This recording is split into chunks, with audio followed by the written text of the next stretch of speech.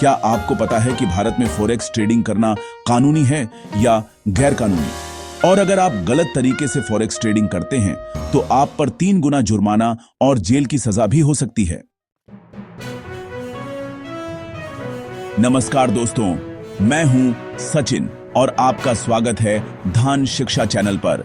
यहां हम आपको फाइनेंस, इन्वेस्टमेंट और बैंकिंग से जुड़ी सभी जरूरी जानकारी देते हैं जो आपकी फाइनेंशियल लाइफ को बेहतर बनाने में मदद करती है। दोस्तों, आज मैं आपको एक ऐसी बात बताऊंगा जो 90% लोग नहीं जानते। वो ये है कि भारत में फॉरेक्स ट्रेडिंग करना पूरी तरह से गैर कानूनी नहीं है, लेकिन एक स्पेसिफिक रूल है जिसे फॉलो करना जरूरी है।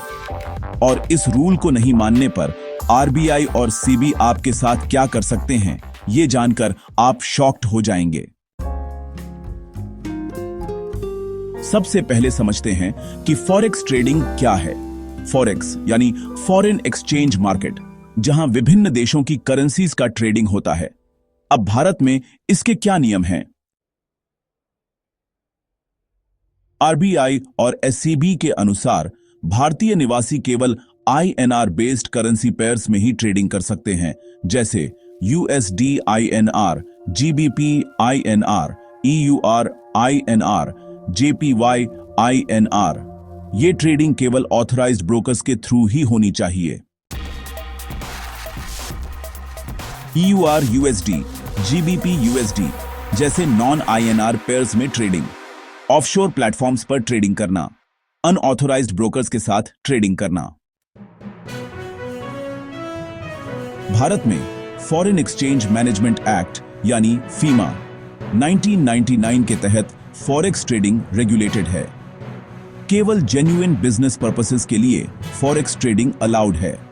स्पेक्युलेटिव ट्रेडिंग स्ट्रिक्टली प्रोहिबिटेड है। एनएसई मतलब नेशनल स्टॉक एक्सचेंज, बीएसई यानी बॉम्बे स्टॉक एक्सचेंज और एमसीएक्स एसएक्स जिसे मेट्रोपॉलिटन स्टॉक एक्सचेंज भी कहा जाता है। याद रखिए, केवल सीबी रजिस्टर्ड ब्रोकर्स के थ्रू ही ट्रेडिंग करें। करेंसी डेरिवेटिव्स में ट्रेडिंग करने के लिए वैलिड अंडरलाइंग एक्सपोजर होना जरूरी है। और हां, $100 मिलियन इक्विवेलेंट तक का ट्रेडिंग अलाउड है। बिना अंडरलाइंग एक्सपोजर के स्पेकुलेटिव ट्रेडिंग करना इलीगल है। अब वो सबसे इंपॉर्टेंट बात जो मैंने शुरू में कही थी। दोस्तों, अगर आप इलीगल फॉरेक्स ट्रेडिंग करते हैं तो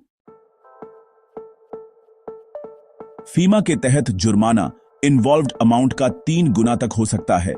अगर अमाउंट क्वांटिफाइबल नहीं है तो 2 लाख रुपए तक का जुर्माना लग सकता है। कंटिन्यूइंग वायोलेशन के लिए हर दिन 5,000 रुपए का अतिरिक्त जुर्माना भी देना पड़ सकता है। और सीरियस केसेस में इंप्रिजनमेंट भी हो सकती है। यहां तक कि बैंक अकाउंट्स भी फ्रीज हो सकते हैं।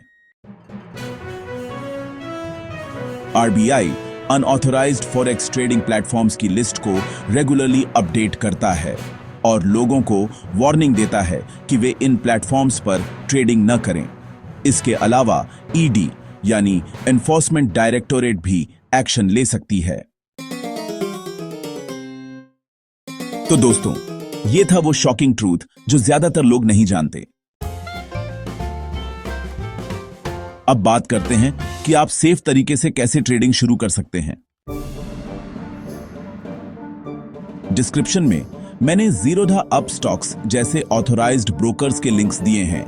इन प्लेटफॉर्म्स पर आप लीगली करेंसी डेरिवेटिव्स में ट्रेड कर सकते हैं। साथ ही फाइनेंस से रिलेटेड यूजफुल बुक्स और प्रोडक्ट्स के लिंक्स भी हैं। और हां, अगर आप लोकल आर्टिजन्स को सपोर्ट करना चाहते हैं तो हैंडीक्राफ्ट आइटम्स के लिंक्स भी डिस्क्रिप्शन में मिल जाएंगे। इससे हमारे स्किल्ड आर्टिजन्स को भी मदद मिलेगी। तो दोस्तों, अगर आप फॉरेक्स ट्रेडिंग में इंटरेस्टेड हैं तो सबसे पहले ऑथराइज्ड ब्रोकर्स के साथ अकाउंट खोलें।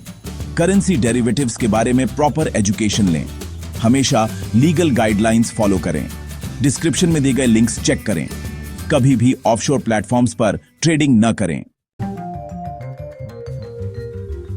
रिमेंबर, सेफ ट्रेडिंग ही स्मार्ट ट्रेडिंग है। दोस्तों, अगर आपको ये वीडियो हेल्पफुल लगी है तो लाइक करना ना भूलें। कमेंट में बताएं कि आपको कौन सी फाइनेंशियल टॉपिक पर और जानकारी चाहिए। चैनल को सब्सक्राइब करें और बेल आइकॉन दबाएं, क्योंकि हम regularly finance, banking, government schemes और इन्वेस्टमेंट की लेटेस्ट अपडेट्स लाते रहते हैं। यूपीआई से जुड़े नए rules, government schemes 2024, tax saving tips, investment strategies. तो मिलते हैं नेक्स्ट वीडियो में। तब तक के लिए धन शिक्षा के साथ फाइनेंशियली स्मार्ट बनते रहें।